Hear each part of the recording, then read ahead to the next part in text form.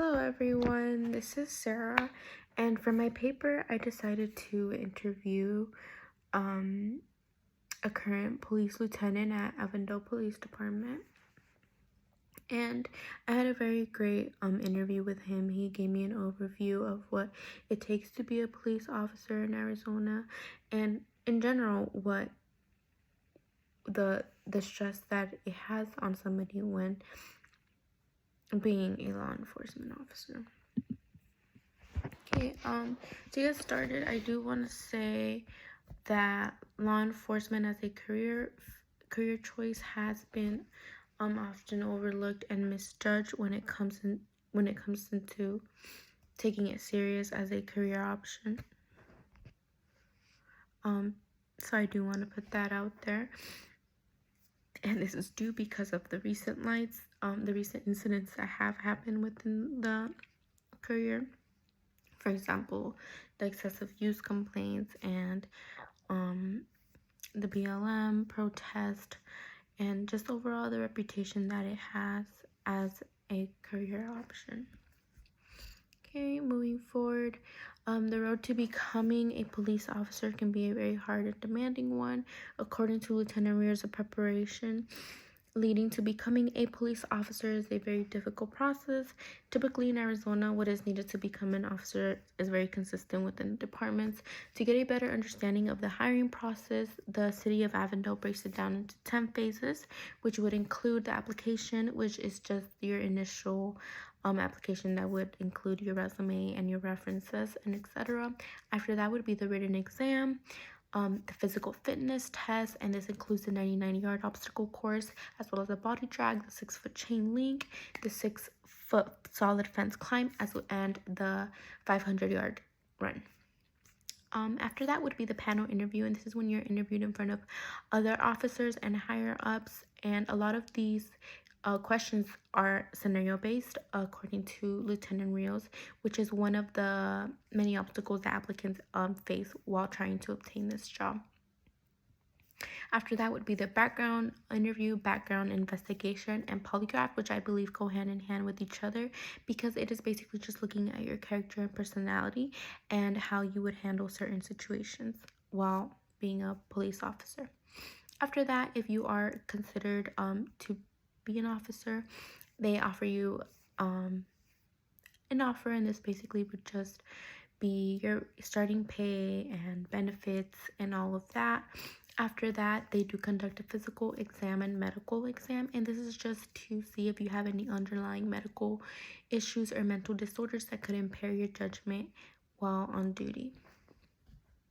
And it is important to keep in mind that the hiring process takes about 3 to 4 months to complete, which is why a lot of recruiters urge applicants to apply as soon as they can. Okay. Now moving forward to the position advancement opportunities.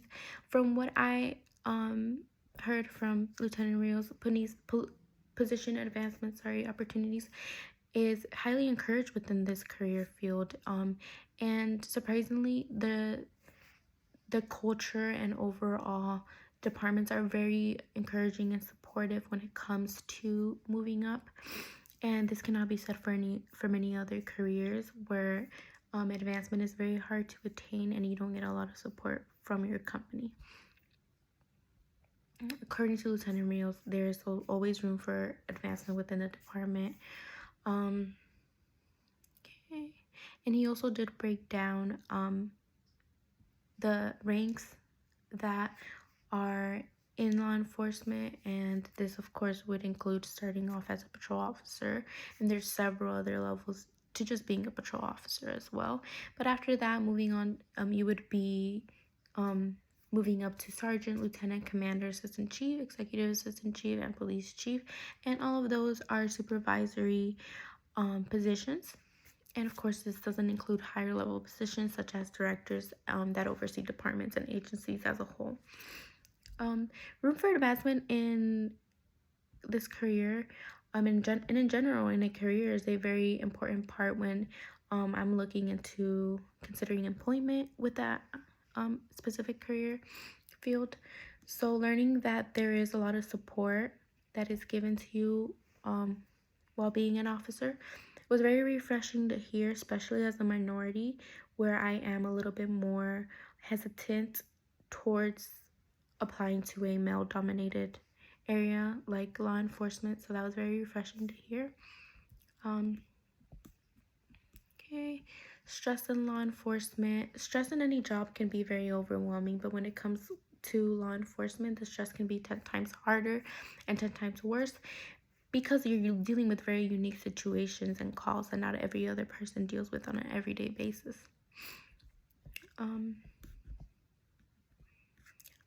And Lieutenant Rios did give me examples of overwhelming calls and stressful situations. The one that I would like to use in this video is when just having a normal day, you get small calls for welfare checks and tickets and trespassing, and then from 1 second to another, it can go from a very calm day to a very stressful day. And this could change within seconds, which is another reason as to why stress takes such a huge toll on a police officer. Because it doesn't, a lot of times it doesn't give officers time to process what they just witnessed, and they just have to go to the next call. Okay. And coping mechanisms, of course, he did tell me that a lot of officers do not have healthy coping mechanisms initially because it's very hard to find a good coping mechanism when it comes to these very unique situations that take very unique mechanisms to overcome or just to process in general. And this is why a lot of officers turn to drugs and risky lifestyles, substance abuse, alcohol, and it's very hard to get out of that once you're in it. What Lieutenant Rios does recommend and suggest is having a good support system. Having a good support system and just goes a long way with it just by itself, because it gives you a safe space to talk about your feelings and process what you're going through. Okay. Officer Rios also told me that within their departments, they do have peer support groups, which was very surprising to hear because I wasn't aware that these support groups were ran by other just fellow first responders like dispatchers, officers, EMTs, paramedics, which is very refreshing to hear because oftentimes it's heard that it's they're being held by therapists or other qualified people, which is great, but it's much more validating to see that it's other people that have been exactly what you've been through.